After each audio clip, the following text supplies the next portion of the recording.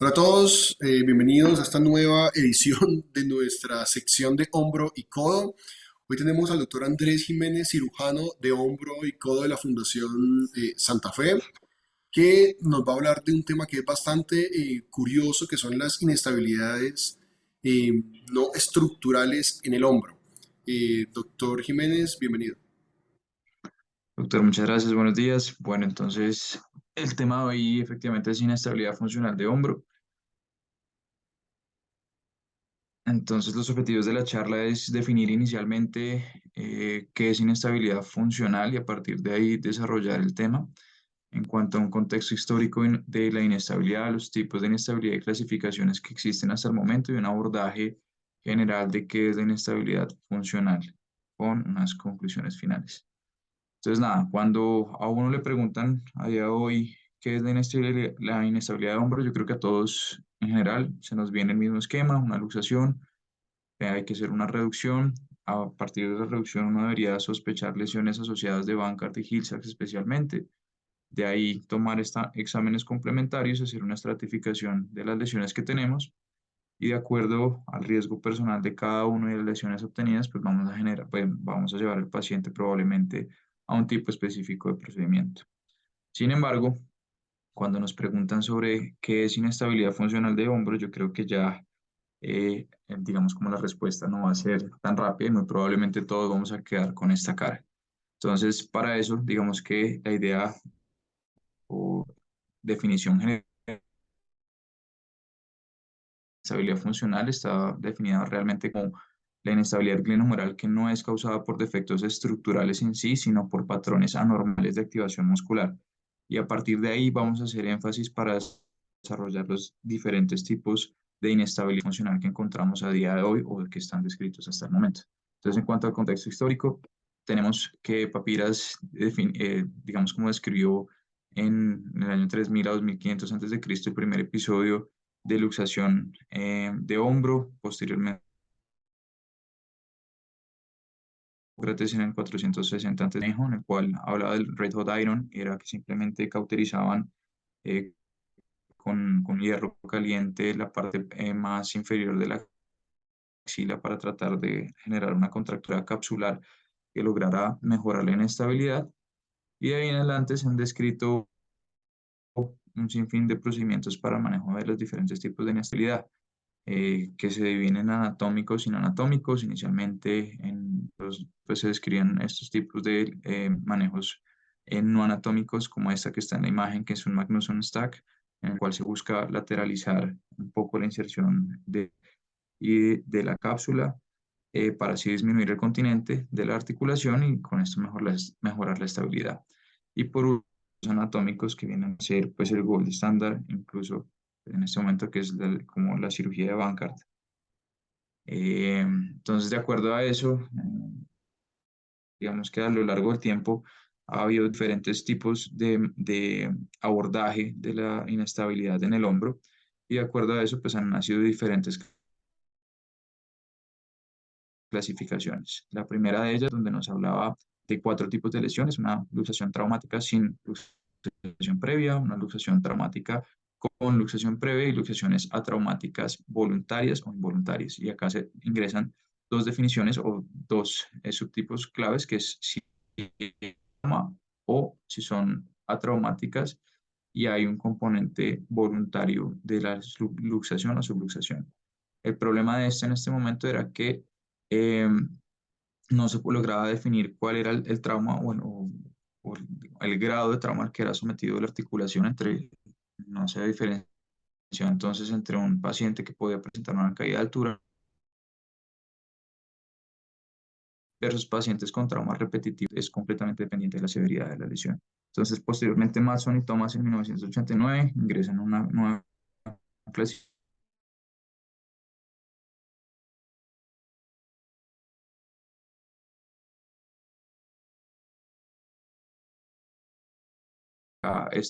digamos, esta clasificación lo que hace es que ingresa también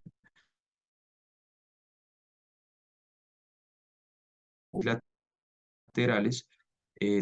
de origen atraumático que se manejaban inicialmente con rehabilitación, pero que en caso de fallar se podían llevar a cirugía para una aplicatura capsular o un cierre del intervalo rotador. El problema es que en esta clasificación ya se pierde una de las definiciones que habíamos tenido previamente y era las inestabilidades voluntarias,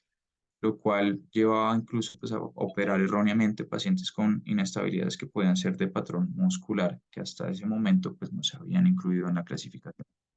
En el 98 nace una nueva clasificación, en este caso tratan de mantener la laxitud, tratan de meter la laxitud y de acuerdo a eso, pues el grado de trauma. Entonces acá sí vamos a tener si hay trauma únicos y traumas repetitivos, y de acuerdo a eso si tenemos lesiones asociadas multi o unidireccionales. El problema acá, bueno, digamos acá la gran ventaja de esta es que te orientan que la laxitud no es patológica, lo cual a lo largo de la historia se ha mostrado que es cierto. Sin embargo, si tenemos que una laxitud generalizada en la articulación se asocia a lesiones traumáticas y podemos desencadenar una patología de inestabilidad en el hombro. El problema de esta en general es que todas las instabilidades en este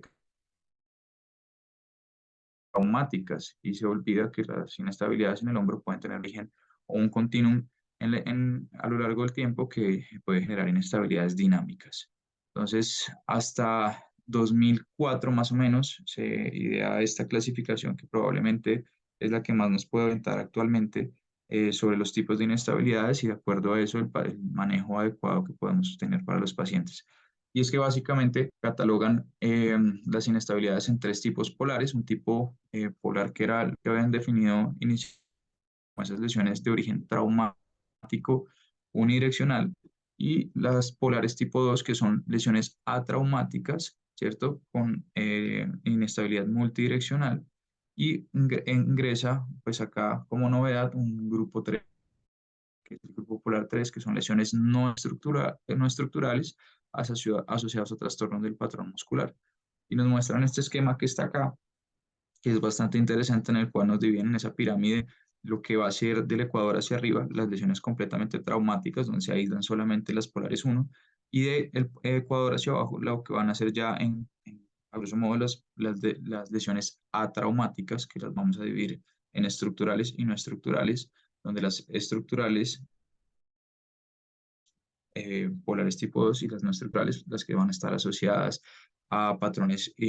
patológicos de contracción muscular. Entonces, de acuerdo a esto, pues ellos nos muestran una tabla donde nos define más o menos, digamos, como la asociación a trauma y a lesiones estructurales. Entonces, como vemos en la tabla, grupo 1 y 2 tienen estructurales y de igual forma, pues el tipo de patrón de inestabilidad unidireccional que vamos a tener en cada uno de ellos. Entonces acá lo que el valor agregado de esta clasificación va a ser que la inestabilidad va a ser tomada como un proceso dinámico y que va a cambiar en el tiempo.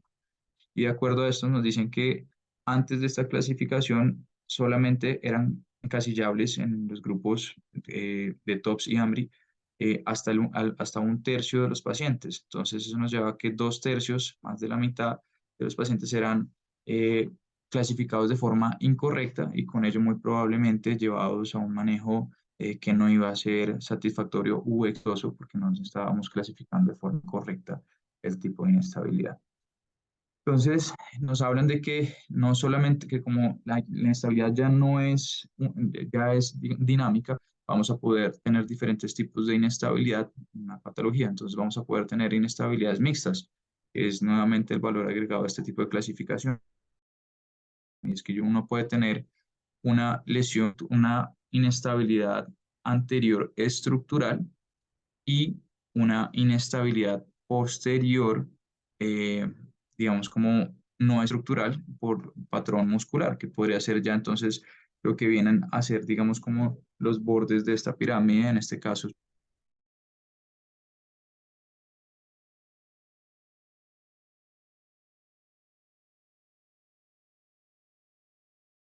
el reborde que tenemos acá, que serían las 1-2 o 2-1, y finalmente todas las lesiones finalmente, completamente eh, atraumáticas que pueden tener un componente estructural, pero también un componente de contracción muscular patológica. Entonces, en 2019, a pesar de que ya teníamos una clasificación, pues digamos que nos aclaraba un poco el panorama, pues pues sale este estudio de Philip Moroder, donde él, a partir de una corte prospectiva de 36 pacientes que someten a unos exámenes clínicos de inestabilidad y evalúa fluoroscópicamente la inestabilidad y toma exámenes complementarios como resonancia magnética y evalúa pues estos pacientes con escalas clínicas, logra definir que además de los patrones de inestabilidad muscular que ya veníamos hablando, existen cuatro subtipos y que cada subtipo de esos tiene unas características específicas que debemos tener en cuenta a la hora de llevar a un manejo. Entonces, en la inestabilidad funcional, como muestra el esquema que tienen ellos en el artículo, dice que hay inestabilidades funcionales posicionales y inestables funcionales no posicionales. Las posicionales son la mayoría que representan el 78% de esa corte que él presentó y el 22% son no posicionales. ¿Qué quiere decir posicionales y no posicionales? Entonces, en el subgrupo de las posicionales tenemos pacientes que la inestabilidad se presenta específicamente con el movimiento en arcos específicos. En este caso, como vemos en la imagen, es una paciente que va a presentar una inestabilidad posterior que se asocia con la flexión del brazo y la rotación interna, pero que al cambiar, digamos, como esa posición de inestabilidad, el hombro se autorreduce. Versus las no posicionales, que son pacientes que van a presentar luxaciones de la articulación glenohumeral en posiciones neutras prácticamente de la articulación y que solamente se van a presentar por contracciones musculares que en muchos de ellos son voluntarias. Y ya vamos a ver más adelante. Entonces, dentro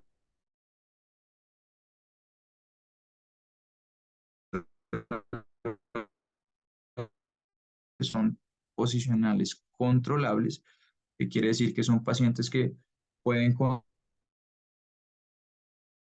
luxación o subluxación que presenta el paciente con esas posiciones, digamos, como que llevan o predisponen a la luxación de la articulación. Y las no controlables son aquellos que justo cuando se llevan a esos rangos de movilidad desencadenantes de la luxación, se va a pacientes que son funcionales e incluso asintomáticos, y los no controlables son pacientes que sí van a presentar sintomatología y limitación para algunas de sus actividades de la vida diaria. Por otro lado, los pacientes posicionales van a tener, se presenta, como hablábamos anteriormente, con la articulación en neutro. Entonces, afortunadamente, nuevamente, como les decía, pues es la minoría, pero controlables y no controlables, y va a jugar el mismo papel. Las controlables usualmente van a ser pacientes con inestabilidades voluntarias y los no controlables son pacientes con inestabilidades no voluntarias que van a tener una limitación severa para sus actividades de la vida diaria. Eh, Además de esto, ellos nos comentan de que las inestabilidades funcionales son de origen, o sea, son inestabilidades unidireccionales posteriores, seguido de unidireccionales anteriores y por último multidireccionales, que son únicamente el 6% de lo que ellos describen. Dentro de este subtipo posicional, lo que vamos a ver es que el origen está dado por una luz de movimiento específico o un arco de movilidad específico, usualmente rangos medios y extremos, y que van a presentar reducciones espontáneas una vez llevemos al paciente a un arco de movimiento. La luxación controlable, como les decía, luxaciones voluntarias asintomáticas y las luxaciones no controlables son involuntarias y sintomáticas. Vamos a tener dos patrones de inestabilidad prácticamente que son la inestabilidad posicional posterior, que se va a dar específicamente en movimientos de flexión y rotación interna, como el que está en la imagen, e inestabilidad posicional anterior, que se da en pacientes que son llevados a abducción y rotación externa, que son, digamos, como las maniobras de estrés para llevar a cabo estas luxaciones. Eh, lo que ellos comentan es que se ha encontrado una asociación con una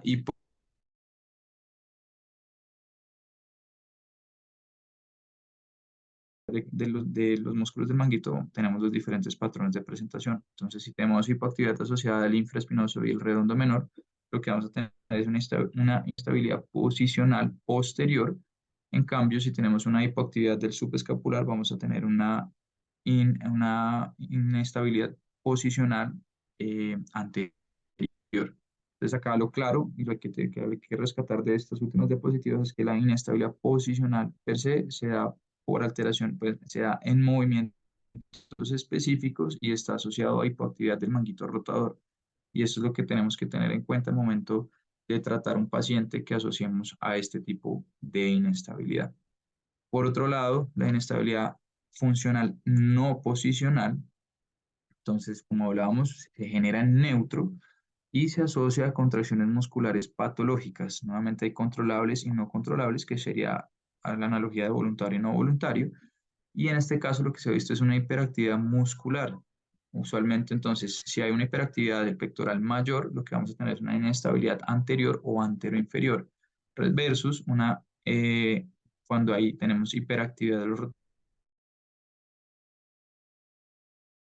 donde vamos a presentar un tipo de inestabilidad no posicional de predominio posterior o postero inferior. Entonces, en este caso, también para rescatar cuando estemos sospechando un paciente con inestabilidad no posicional, tener en cuenta al momento del manejo que de la terapia física, sobre todo, pues que ya no es sino que hay una por lo cual va a tener un manejo, digamos, como completamente diferente. Entonces, para un abordaje en general que vamos a buscar, entonces siempre la historia clínica, buscar las lesiones traumáticas, si hay lesiones traumáticas asociadas que han desencadenado eh, pues la inestabilidad, en ese caso, si hay una lesión clara, traumática, pues estaríamos hablando de una inestabilidad tipo 1 o polar 1, como hablábamos. Y en caso de no haber un trauma claro, es importante, digamos, indagar sobre el momento en el que aparece la inestabilidad y específicamente y evaluar dolor, porque el dolor, digamos, como es un signo que, digamos, nos comenta o nos orienta sobre una posible subluxación. Eh, la edad, los pacientes también es importante en el momento de la historia clínica. Pacientes menores a 25 años usualmente se asocian a inestabilidades atraumáticas y pacientes adultos mayores. Es clave descartar lesiones asociadas de manguito rotador que puedan estar generando una inestabilidad por este tipo de lesión. Y en cuanto al tratamiento previo, la mayoría de los pacientes que llegan a consulta ya vienen con algún tipo de fisioterapia y como veíamos,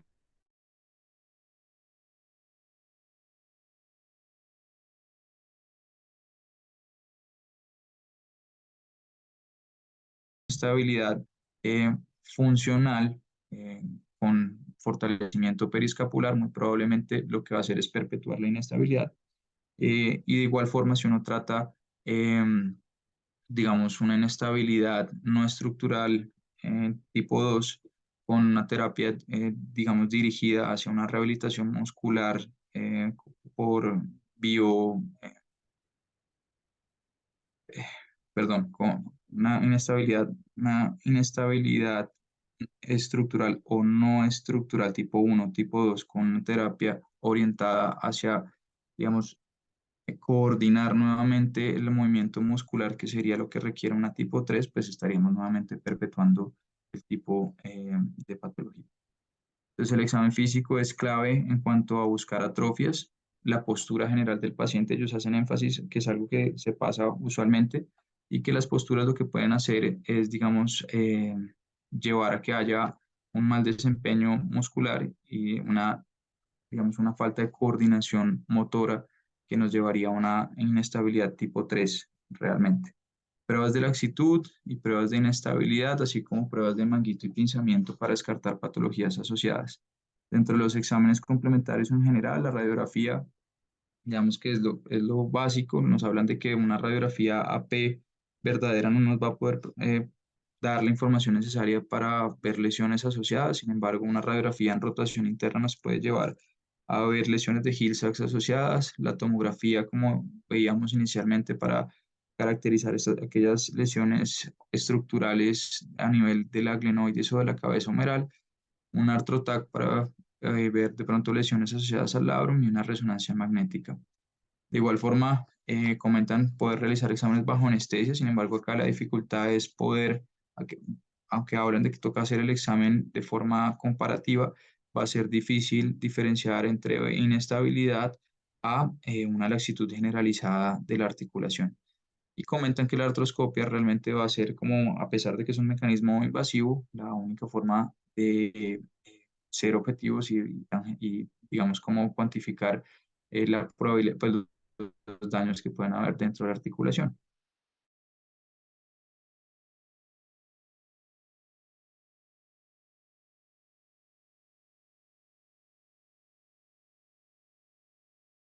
Pues, para lesiones estructurales y donde muy probablemente pues tengamos una alta sospecha de que sea un paciente con inestabilidad funcional del hombro.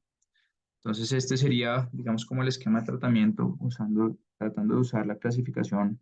de los polares. Entonces, en caso de que tengamos un paciente con un antecedente traumático claro, que es una polar uno, la indicación es una terapia física de fortalecimiento periscapular y en caso de que de que este manejo inicial falle, pues ya entraríamos a ver, una vez cuantificado el tipo de lesión estructural que tengamos, cuál es la cirugía de mayor conveniencia, ya sean cirugías anatómicas como la del Bankart o cirugías no anatómicas como la Target, de acuerdo a ese defecto óseo que podamos presentar. Si nos vamos al polo, las polares tipo 2, que son las atraumáticas estructurales, nuevamente la terapia física va a jugar un papel importante y va a ser el pilar del tratamiento. Y esta acá se va a orientar de acuerdo a los subtipos de predominancia que tengamos. Si tenemos una predominancia de las polares 2 hacia el lado traumático, sería nuevamente fortalecimiento muscular, pero si tenemos una polar 2 hacia los subtipos 3, deberíamos usar ya más esa terapia eh, nuevamente como ese reentrenamiento muscular,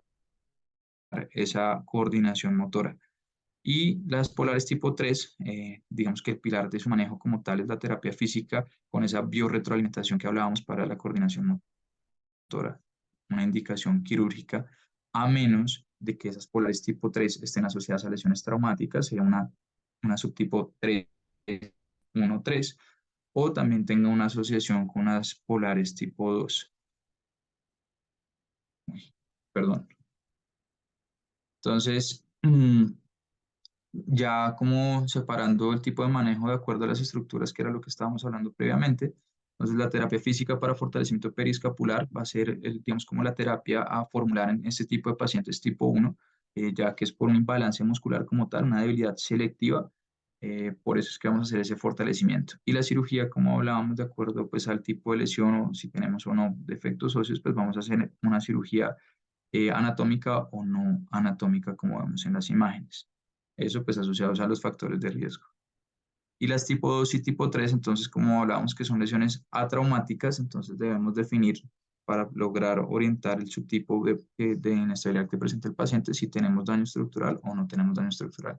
Y a partir de eso, pues vamos a ver si hay patrones mixtos de inestabilidad que nos orienten al tipo de terapia física que debemos solicitar. Siempre, siempre en estos pacientes que tengan, digamos, como patrones mixtos, em, es clave tratar inicialmente, digamos, como el desbalance muscular o esa arritmia muscular que tenemos en las tipo 3 para luego pensar en poder hacer un procedimiento quirúrgico. Esto sobre todo en las que vemos en la línea de la base de la pirámide, donde son las subtipo 3, 2,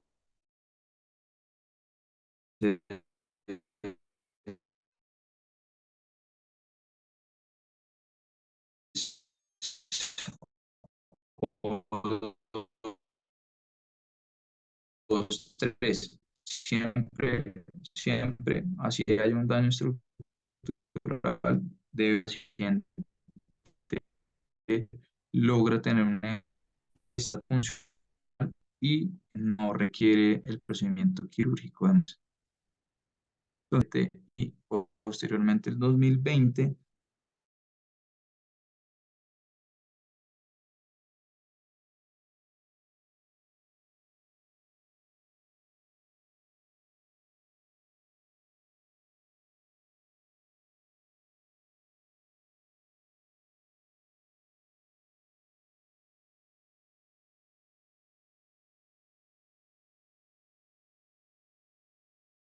las lesiones tipo 1 que son traumáticas estructurales, entonces digamos como que la indicación de terapia física va a ser el fortalecimiento periscapular, debido a que estas patologías se presentan por un imbalance muscular o una debilidad selectiva. De acuerdo a eso, pues entonces vamos, si fallamos en la terapia física, vamos a llevar al paciente pues a una intervención quirúrgica que va a depender pues de lo que hayamos visto en los exámenes complementarios y digamos como em, caracterizado el tipo de lesión estructural. Entonces, de acuerdo a eso, vamos a definir si el paciente se beneficia de una reparación anatómica, una cirugía de tipo Bancard, o una reparación no anatómica, pues, digamos, la que usamos actualmente es la de la tarjeta. Eso, una vez evaluados pues, los factores de riesgo del paciente y el tipo de defecto estructural que tengamos. Ya en las tipo 2 y tipo 3 entonces nuevamente definir que, tener claro que son lesiones atraumáticas y que para lograr diferenciar los dos subtipos atraumáticos es clave saber si es estructural o no estructural. Si es no estructural, sabemos que es una tipo 3 y si es estructural, sabemos que es una tipo 2. De igual forma, pues los patrones mixtos que veníamos comentando, que en el momento de tener un patrón mixto es clave al momento del tratamiento, eh,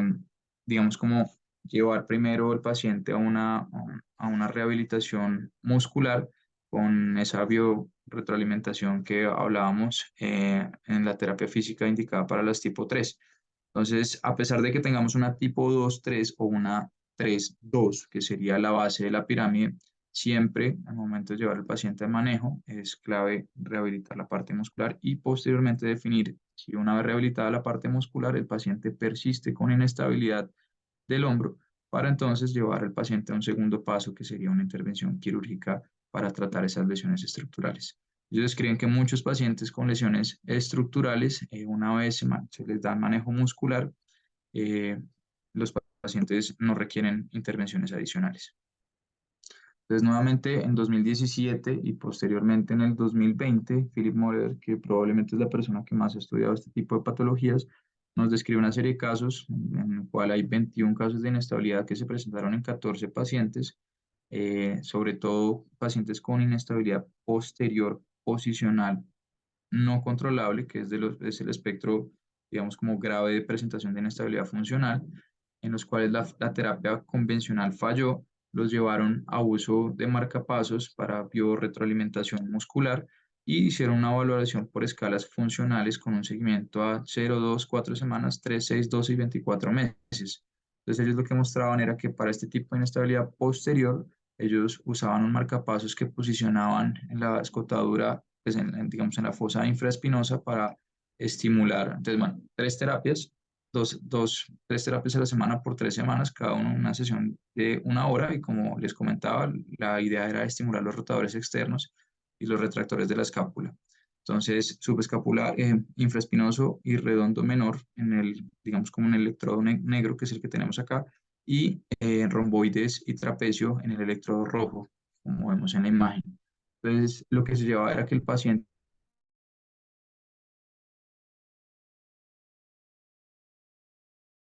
en el brazo con electroestimulación y posteriormente se quitaba la estimulación y se llevaba al paciente a que hiciera los nuevos ejercicios en esta estimulación eléctrica